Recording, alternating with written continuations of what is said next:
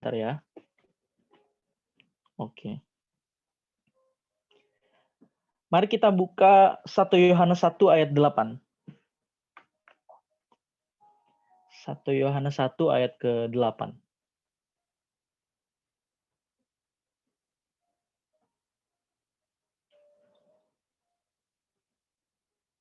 Siapa yang bisa bantu share screen?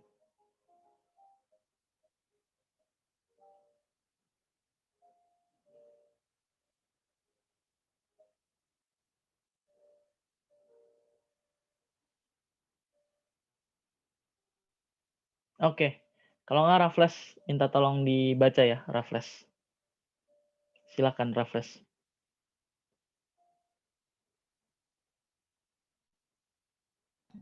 1 Yohanes 1 ayat 8. Jika kita berkata, makin jauh. Jika kita berkata bahwa kita tidak berdosa, maka kita menipu diri kita sendiri dan kebenaran tidak ada di dalam kita. Iya, oke. Sekali lagi saya mau minta bacain ulang Raffles, cuma agak sedikit keras suaranya. Soalnya di sini kecil sekali suaranya. Pelan-pelan bacanya, santai aja. Jika kita berkata bahwa kita tidak berdosa, maka kita menipu diri kita sendiri dan kebenaran tidak ada di dalam kita. Iya. Jika kita berkata bahwa kita tidak berdosa, maka kita sebenarnya atau sesungguhnya sedang menipu diri kita sendiri. Dan kebenaran tidak ada di dalam kita. Oke. Dari ayat ini sebetulnya jelas sekali firman Tuhan mau mengatakan bahwa jika kita berkata kita tidak berdosa, maka kita menipu diri kita sendiri. Dan kebenaran tidak ada di dalam kita. Sebetulnya maksud ayat ini apa sih? Maksud 1 Yohanes 1 ayat 8 tadi yang kita baca?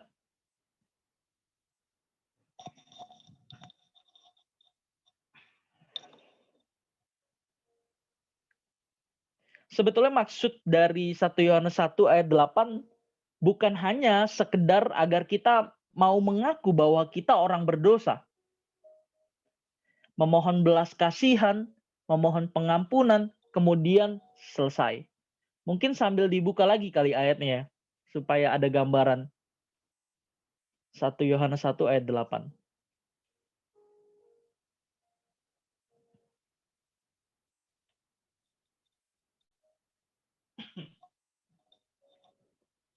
Ya, sekali lagi ya, sebetulnya maksud dari ayat ini bukan hanya sekedar agar kita mau mengaku bahwa kita ini orang yang berdosa.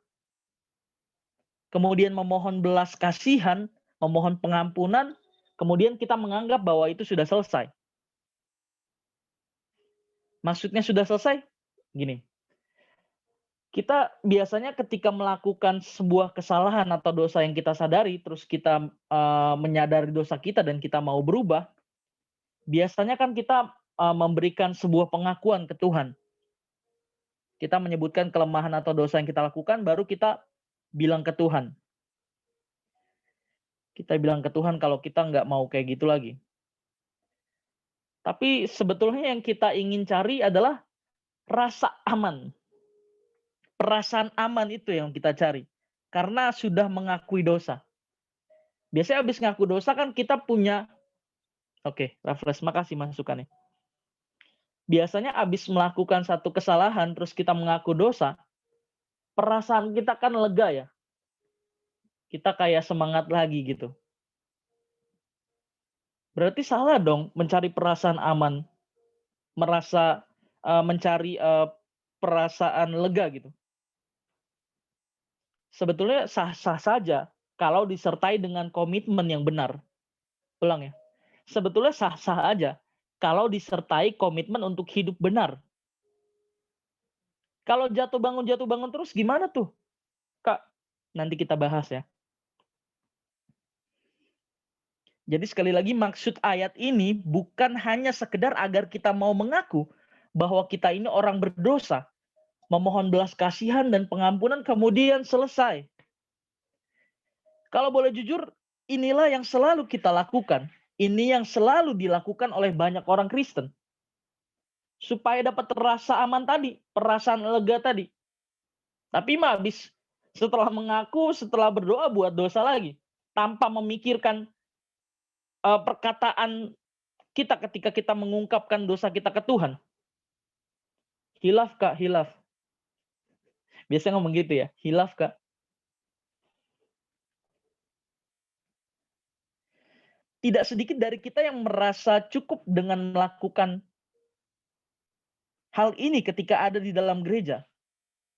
Tidak sedikit artinya banyak ya. Melakukan apa? Pengakuan dosa tadi.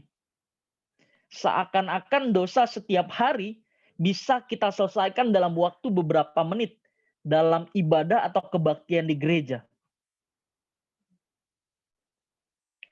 Segala kesalahan yang kita lakukan sepanjang hari tidak dipersoalkan hari itu juga atau saat itu juga, tetapi hanya pada hari Minggu. Itulah sebabnya banyak orang berkewajiban atau merasa wajib untuk datang ke gereja pada hari Minggu untuk menyelesaikannya, untuk mengakui kesalahannya. Hari Minggu doang ya, hari Minggu doang.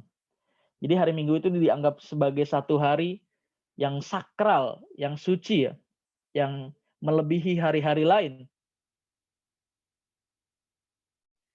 Biasanya orang-orang Kristen model seperti ini memandang hari Minggu sebagai hari khusus, hari yang istimewa, hari yang sakral, yang dianggap sebagai hari yang lebih suci dari hari yang lain. Jadi bisa dimengerti sekali kalau mereka menganggap hari Minggu adalah hari Tuhan. Hari Minggu adalah hari Tuhan. Padahal ya, tidak ada satu hari yang lebih istimewa daripada hari yang lain. Karena setiap hari adalah harinya Tuhan. Tapi kan dulu waktu kita sekolah minggu kita diajar begitu ya. Hari ini harinya Tuhan, harinya Tuhan. Mari kita bersukaria. Hari Minggu harinya Tuhan. Kalau buat anak sekolah minggu sih fine-fine aja. Tapi kalau kita udah besar seperti sekarang, menjadi Kristen selama berpuluh-puluh tahun, kita masih punya konsep seperti ini. Sebetulnya nggak ada bedanya kita sama anak sekolah minggu. Bahkan lebih buruk dari anak sekolah minggu.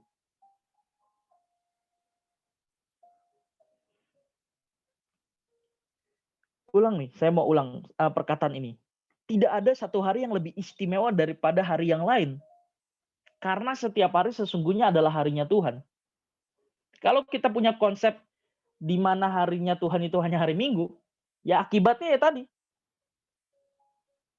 Kita datang ke gereja, menjalankan ibadah, terus mengaku ke Tuhan, habis itu selepas hari Minggu ya sama lagi, nggak berubah. Melakukan kesalahan yang sama.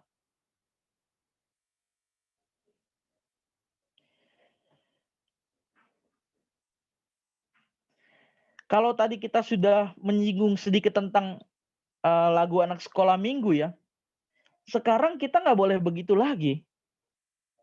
Pikiran kita harus diubah. Kita bukan lagi anak sekolah minggu. Bisa jadi orang-orang Kristen model seperti ini hanya menjadi orang-orang Kristen pada hari Minggu aja.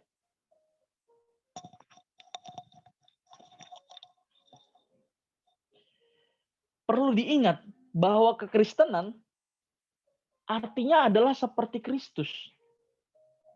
Kristen dari kata Kristianos. Artinya seperti Kristus.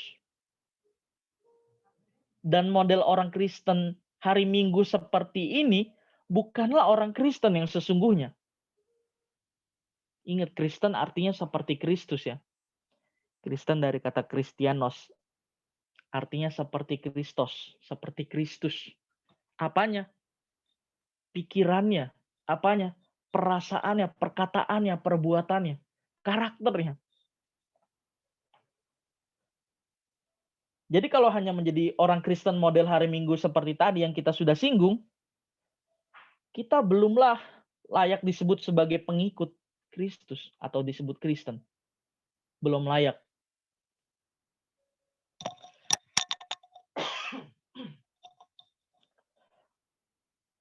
Oke, mari kita kembali kepada pokok pembahasan kita. Memang sengaja di awal tadi saya nggak kasih tahu kita bahas apa sih. Saya sengaja nggak kasih tahu. Kita kembali ke pokok pembahasan kita. Jadi hari ini kita bahas tentang pengakuan dosa yang benar. Pengakuan dosa yang benar. Tidak jarang pengakuan dosa yang dilakukan secara bersama-sama di gereja hanya sekedar bersifat formalitas. Tanpa sungguh-sungguh menghayati, tanpa sungguh-sungguh menyadari dosanya dan berkomitmen untuk berubah. Biasanya kan kalau di gereja ya, kalau saya di gereja saya ya, saya mengaku kepada Allah yang Maha Kuasa dan kepada saudara sekalian bahwa saya telah sungguh berdosa dengan pikiran dan perkataan, dengan perbuatan dan kelalaian dan seterusnya.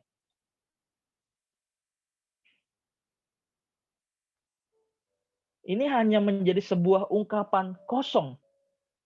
Bukan saya bilang ini format yang salah ya, tapi tanpa dibarengi dengan satu penghayatan yang benar, jelas ini salah. Jelas salah. Sama kayak setiap kita upacara, Pancasila, satu, ketuhanan yang Maha Esa.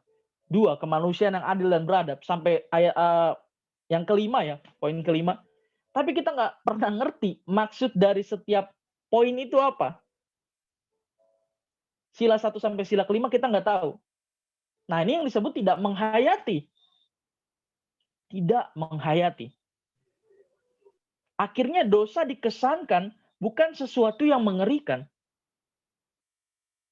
Kita akhirnya menganggap bahwa dosa itu ya biasa.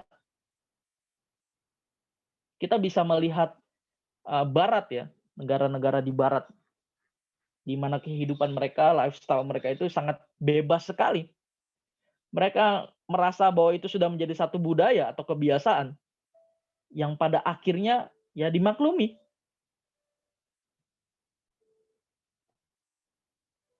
Oh enggak, itu udah biasa di sini. Nah ini kan sebetulnya celaka ya.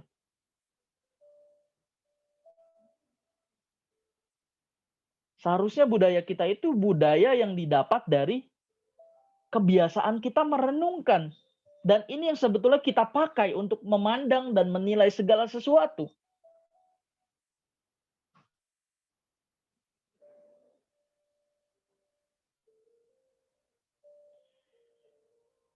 Terkait dengan pernyataan tadi ya, yang saya mengaku kepada Allah yang Maha Kuasa dan kepada saudara sekalian bahwa saya telah sungguh berdosa dengan pikiran, perkataan, dan seterusnya, harus dipahami bahwa dosa atau terkait pembahasan kita tentang pengakuan dosa yang benar, harus dipahami bahwa dosa bukan sekedar pelanggaran moral.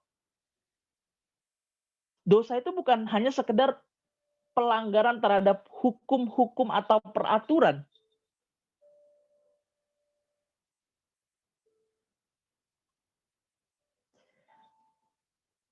Dalam teks aslinya, kata dosa dalam perjanjian baru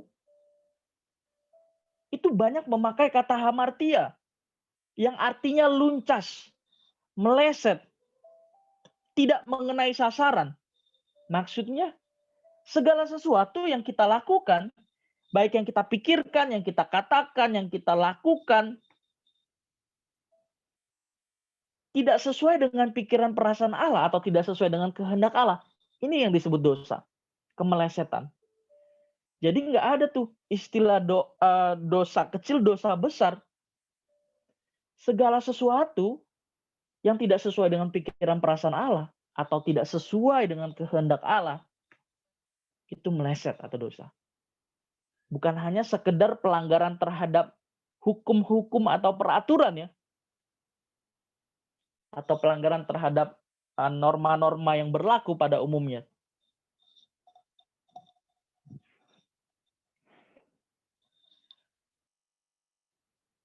Sekali lagi, kata dosa dalam perjanjian baru dalam teks aslinya adalah hamartia, yang artinya luncas, meleset, tidak tepat sasaran atau tidak mengenai sasaran.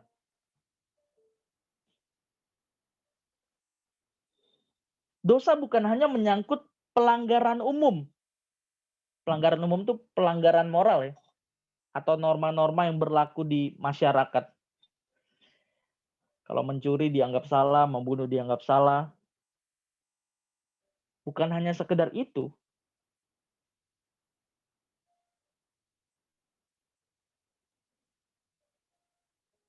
Sekali lagi, dosa bukan hanya menyangkut pelanggaran umum.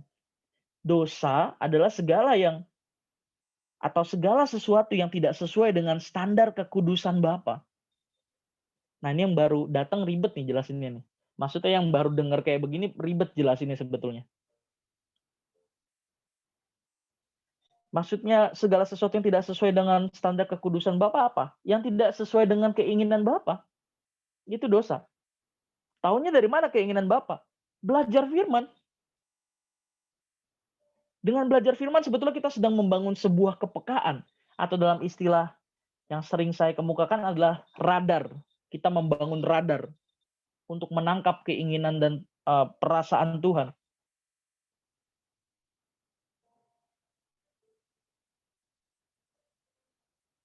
Mari kita buka 1 Petrus 1 ayat yang ke-16.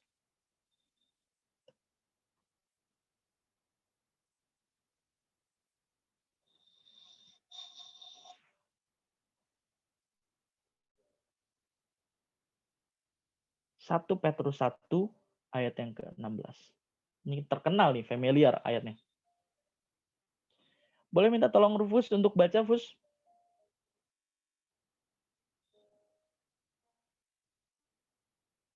Baca, Pus. Berisik semua. 1 Petrus 1 ayat 16.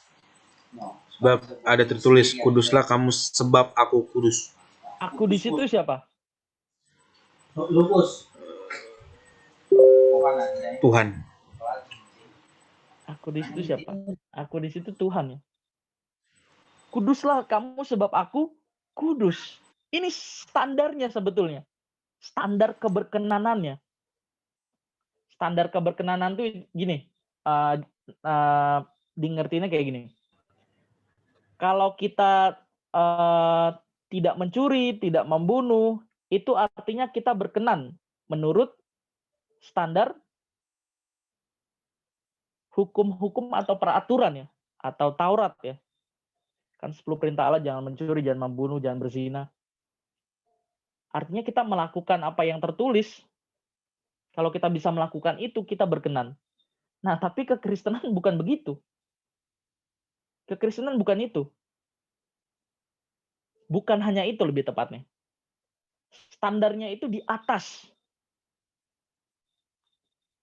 Ya, kita sering bahas ya, di mana kita itu dibandingkan dengan hidup keagamaan orang Farisi dan ahli Taurat.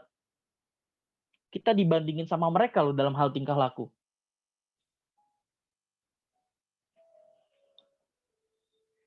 Kalau tadi kita baca 1 Petrus 1 ayat 16, kuduslah kamu sebab aku kudus, sebetulnya ini yang menjadi standarnya.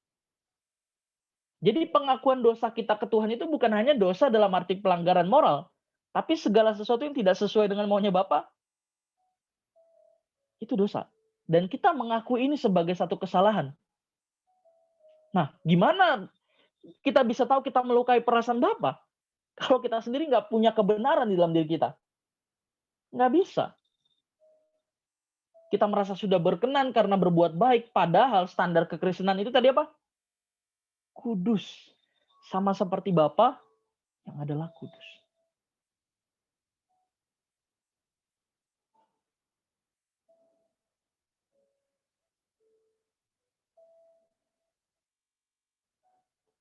Standar kekudusan, kesucian, ini sama aja ya, jangan bingung. Standar kekudusan, kesucian, keberkenanan Bapa adalah dirinya sendiri. Jadi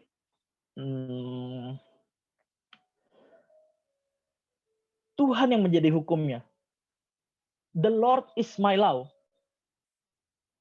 Kalau perjanjian lama melanggar yang tertulis atau Taurat ya, hukum-hukum dan peraturan itu dosa. Tapi dalam perjanjian baru bukan hanya itu. Bukan pelanggaran terhadap apa yang tertulis saja, tapi yang tidak tertulis. Apa tuh? Kehendak Bapa. Nah, ini sekali lagi tahunya dari mana? Tahunya dari belajar kebenaran. Makanya di sini kita belajar bareng-bareng ya. Di sini kita belajar sama-sama. Itulah sebabnya setiap kita, orang percaya, harus memiliki pikiran dan perasaan Kristus. Sebab Yesuslah yang menjadi teladan. Sebab Yesuslah pribadi yang memiliki moral Bapa. Dalam Matius 3 ayat 17, inilah anak yang kukasihi, kepadanya lah aku berkenan. Lebih jelas lagi dalam Ibrani 5 ayat 9, Tuhan Yesus menjadi pokok keselamatan sesudah ia mencapai kesempurnaan. Berarti dengan kata lain Tuhan Yesus model manusia yang memiliki moral Bapa. Dan ini kiblat kita seharusnya satu-satunya. Kiblat iman kita. Bukan berarti cerita tentang Abraham nggak penting, Daud nggak penting, bukan. Tapi standar keberkenanan kita itu melakukan kehendak Bapa seperti yang Tuhan Yesus peragakan. Sebenarnya banyak dosa yang kita lakukan setiap hari. Kita lanjut ya. Banyak dosa yang kita lakukan setiap hari.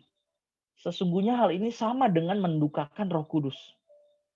Roh Kudus itu apa kan penolong sama penggerak ya. Karya Roh Kudus itu adalah mempertobatkan orang. Karya keselamatan. Kalau kita menolak untuk diubah, terus-menerus kita melakukan kesalahan yang sama, tanpa kita mau punya keinginan untuk berubah, ini sama dengan mendukakan Roh Kudus. Kita udah tahu yang benar, kita lakuin yang salah, mendukakan. Kita lakukan terus-menerus, memadamkan Roh Kudus. Kita nggak berubah sama sekali, menghujat Roh Kudus. Jadi ada 3 sebetulnya, apa bilangnya ya? Ada 3 tahap untuk sampai pada menghujat Roh Kudus. Menghujat Roh Kudus itu dosa yang nggak bisa diampunin. Mungkin next kita bahas itu, tapi nggak di sini. Ini kan doa malam ya. Bisa jadi di Komsel atau di pendalaman Alkitab. Banyak dosa yang kita lakukan setiap hari. Hal ini sama dengan mendukakan Roh Kudus. Karena itu, sesungguhnya tidak cukup hanya dalam satu kesempatan saja kita mengucapkan pengakuan dosa tanpa memperhatikan kesalahan-kesalahan atau dosa yang kita lakukan. Maksudnya apa? Baik yang melanggar standar moral maupun yang meleset dari kehendak Bapa. Pelan-pelan ya. Karena itu sesungguhnya tidak cukup hanya dalam satu kesempatan saja mengucapkan pengakuan dosa tanpa memperhatikan kesalahan-kesalahan atau dosa-dosa yang kita lakukan. Tadi kita udah bahas, bukan hanya pelanggaran moral ya. Bukan hanya. Saya nggak bilang itu, berarti standar kita bukan Taurat. Enggak, saya bilang bukan hanya itu. Di doa malam sebelumnya saya bahas kebaikan umum terlebih dahulu. Kalau yang ikut doa malam pasti tahu, pasti nggak. Untuk sampai pada mengenakan kodrat ilahi atau mencapai standar moralnya Bapa, kita harus memiliki kebaikan umum terlebih dahulu. Ini review sedikit tentang doa malam yang kemarin.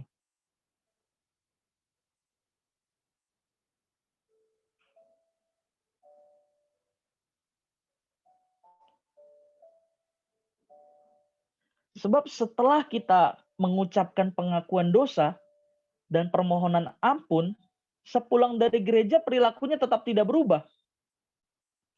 Ini karena kita sedang apa bilangnya? Dalam kondisi atau mode beribadah.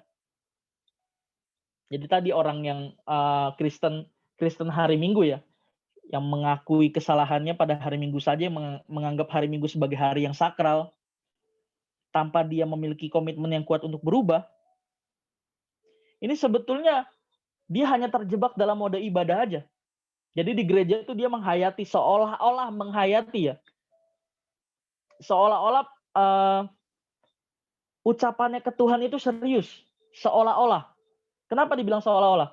Karena sedang ada dalam mode ibadah.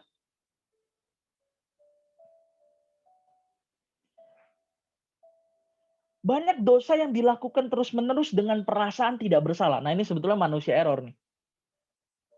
Sekali lagi saya mau kutip pernyataan sebelumnya tadi. Dosa itu bukan pelanggaran terhadap hukum moral saja. Hukum atau peraturan. Tapi juga segala sesuatu yang tidak sesuai dengan pikiran perasaan Allah itu dosa. Seharusnya pengakuan dosa dilakukan setiap kali kita melakukan sesuatu yang tidak berkenan di hadapan Tuhan.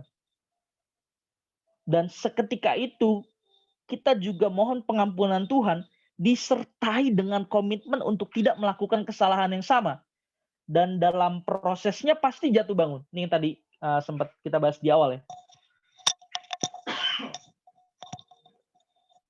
Kita pasti bukan sempat ya, diksinya salah, sorry. Pasti dalam prosesnya kita jatuh bangun. Jatuh bangun. Dalam menaklukkan kodrat dosa ya, pasti dalam prosesnya jatuh bangun. Kok dosa ini lagi ya Tuhan ya. Dalam prosesnya memang jatuh bangun. Tapi jangan berhenti. Jangan menyerah. Nah ini yang paling parah nih. Jangan memaklumi. Ya udahlah, gue kayaknya emang udah gak bisa berubah di sini, di bagian ini. Yang penting gue berbuat baik aja. Tuhan memperhitungkan kok kebaikan gue. Tuhan pasti ngampunin gue kok. Nah ini, memaklumi ya. Karena sudah merasa gak bisa berubah lagi di bagian dosa-dosa tertentu. Atau dalam segala hal. Akhirnya dia berhenti untuk berubah. Ini yang tadi dibilang step-step sampai pada menghujat Roh Kudus. Orang yang udah tahu kebenaran, terus dikasih masalah, atau dikasih kesempatan untuk berbuat dosa, dia melakukan itu. Tadi apa? Memadamkan.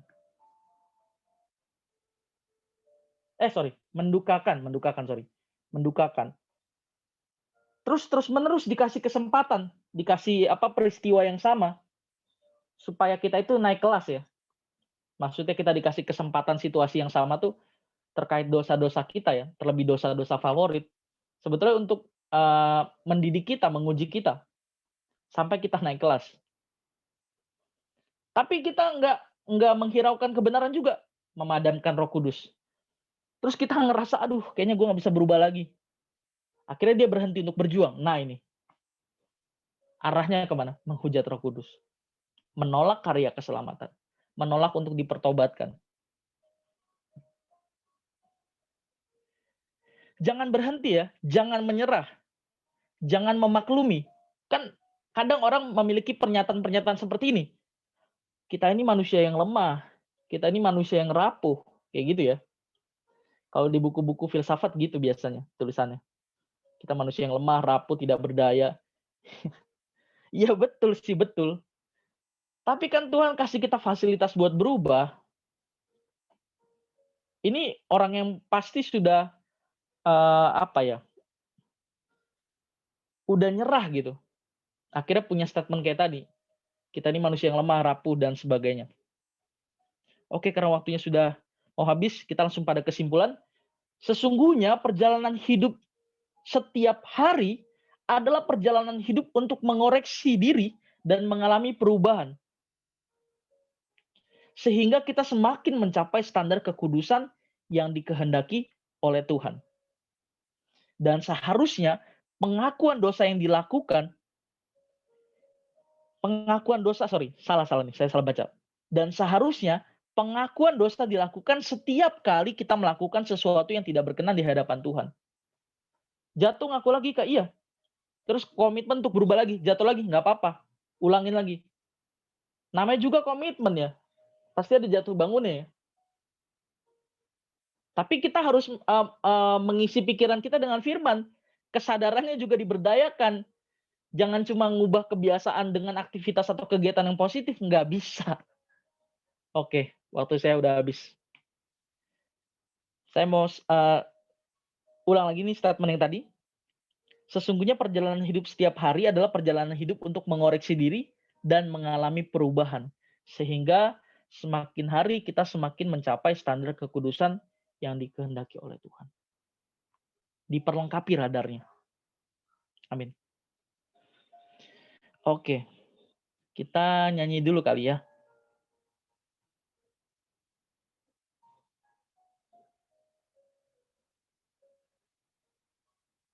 Saya serahkan kepada Clara. Saya serahkan kepada Kaubet.